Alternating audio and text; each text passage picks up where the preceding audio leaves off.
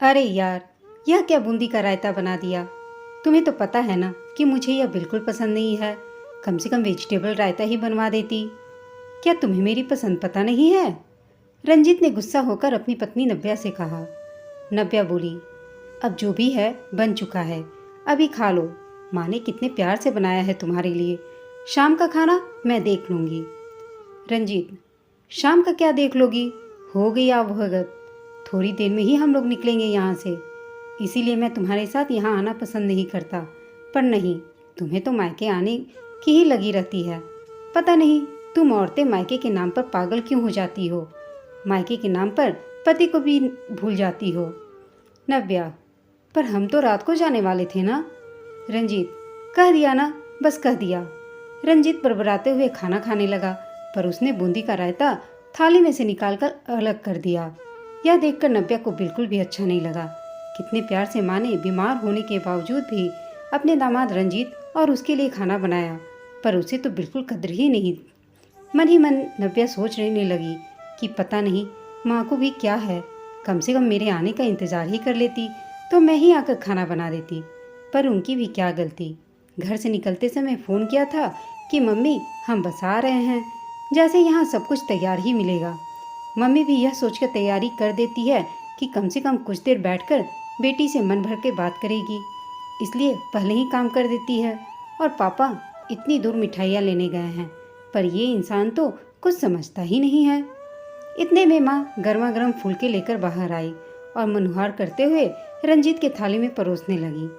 जितनी देर भी माँ रंजीत के पास खड़ी होती, उतनी देर नव्या की सांसें ऊपर नीचे होती रहती कि कहीं यह शख्स फिर उसकी माँ को कुछ न कुछ कह दे। जब दोबारा माँ फुलके लेकर आई तो माँ ने पूछा, बेटा खाना अच्छा तो लगा ना? रंजीत, हाँ मम्मी जी, खाना तो ठीक है, पर सब्जी में थोड़ा मसाला कम है और साथ में कुछ मीठा होता तो ज़्यादा अच्छा लगता। पता है, जब मेरे जीजाजी अपने ससुराल आते हैं तो हम आगे से आगे सारी मिठाइयाँ तैयार रखते हैं। रंजीत ने बड़ी बेशर्मी से कहा।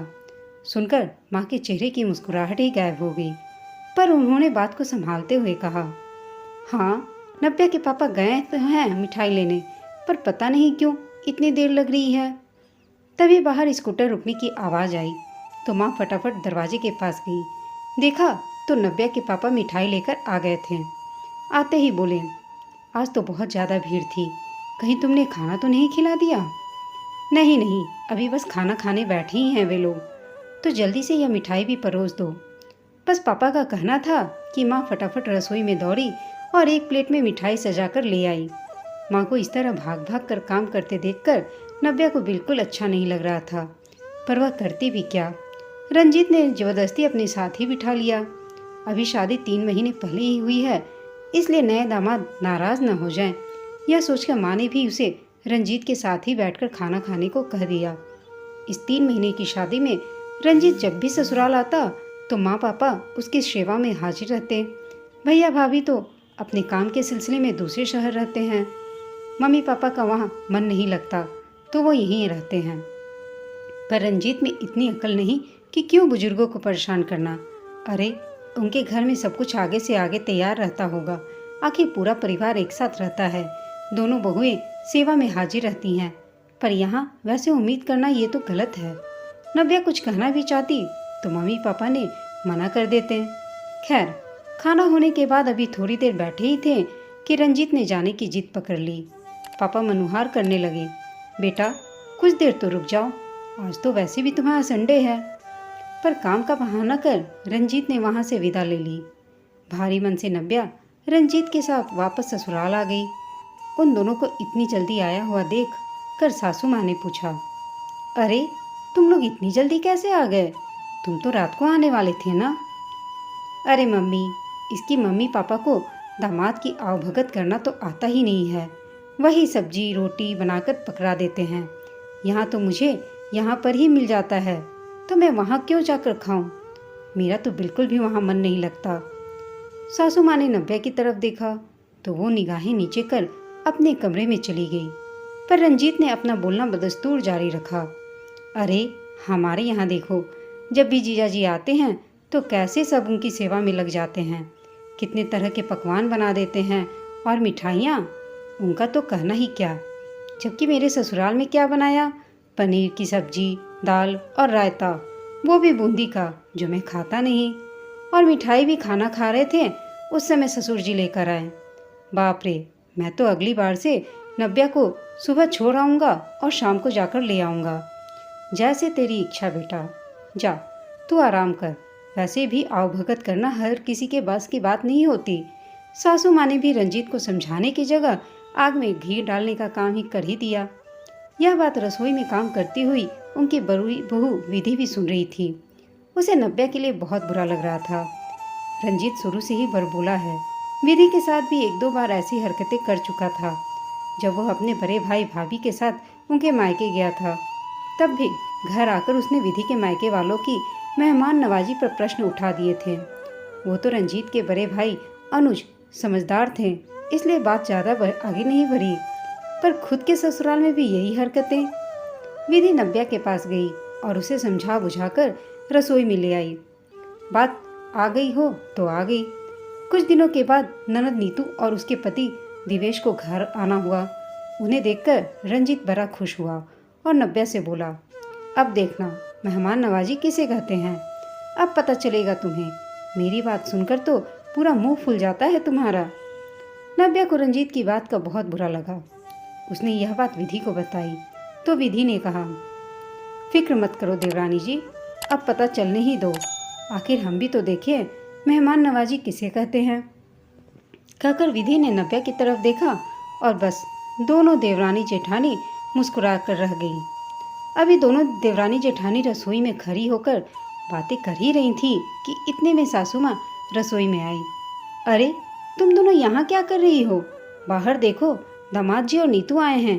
एक बार बाहर आकर उन्हें प्रणाम तो कर लो और फिर जल्दी जल्दी चाय नाश्ते की तैयारी करो। आखिर नव्या और विधि दोनों रसोई से निकलकर बाहर आईं। जीजाजी और नीतू को प्रणाम कर दोनों के हालचाल पूछने के बाद दोनों ने रसोई का रुख किया। लेकिन तभी देवेश जी ने सासू माँ से कहा, मम्मी जी, मुझे अभी आधे घंटे में ही अपनी ज़रूरी मीटिंग के लिए रवाना होना है, तो प्लीज़ नाश्ता थोड़ा जल्दी तैयार करवा दीजिए। सासू माँ ने दोनों बहुओं की तरफ देखा। दोनों समझ गई कि सासू माँ क्या कहना चाहती हैं, इसलिए दोनों ने आश्वासन दिया और रसोई में आ गई और लग गई दोनों नाश्ता बनाने में। इतने में सासू माँ रसोई में आई और बहू से बोली, कुछ ढंग का नाश्ता बनाना, हमारे यहाँ दामाद को यूँ सूखा सूखा नहीं रखा जाता। पर मम्मी जी, इतनी जल्दी क्या ढंग का बनेगा, पोहे बना लेते हैं और बाहर से गर्मा गर्म जलेबी मंगवा लीजिए आप, विधि ने कहा। सासू माँ, अरे दामाद जी आज इतने दिनों बाद आए हैं तो बाहर से क्यों मंगवाएंगे, घर में ही बनवाएंगे। पर जीजा जी को तो अपनी अर्जेंट मीटिंग में तुरंत निकलना है, उन्होंने पहले ही कह दिया है, और इस तरह अचानक आए हैं तो कोई तैयारी भी नहीं है। आप कहो तो बेसन की पकौड़ी या चीले बना देती हूँ।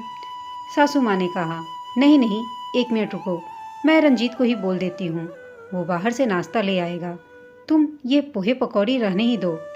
सासू माँ ने रंजीत को बुलाकर बाहर से नाश्ता लाने के लिए कहा तो रंजीत ने कहा, अरे मम्मी, घर में दो दो बहू हैं, फिर भी नाश्ता बाहर से आएगा क्या?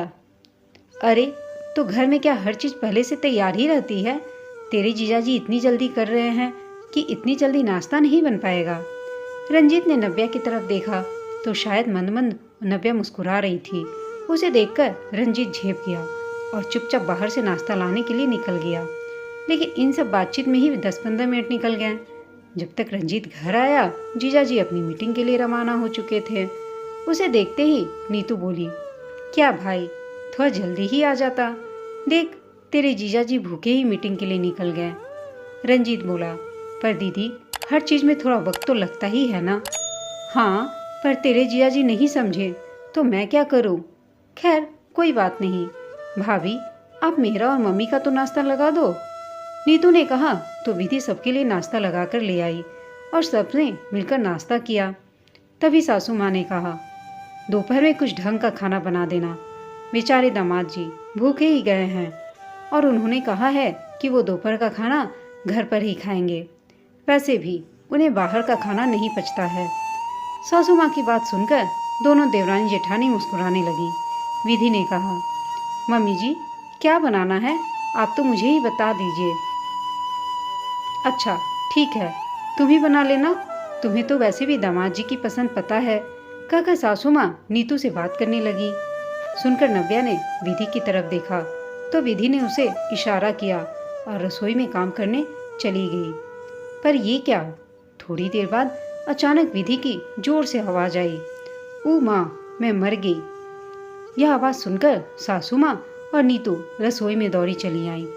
देखा तो विधि जमीन पर पड़ी हुई थी। सासू माँ बोली, अरे क्या हुआ तुझे, भली चंगी तो रसोई में आई थी। मम्मी जी, पैर स्लिप हो गया, हाय मेरा पैर, मेरी कमर।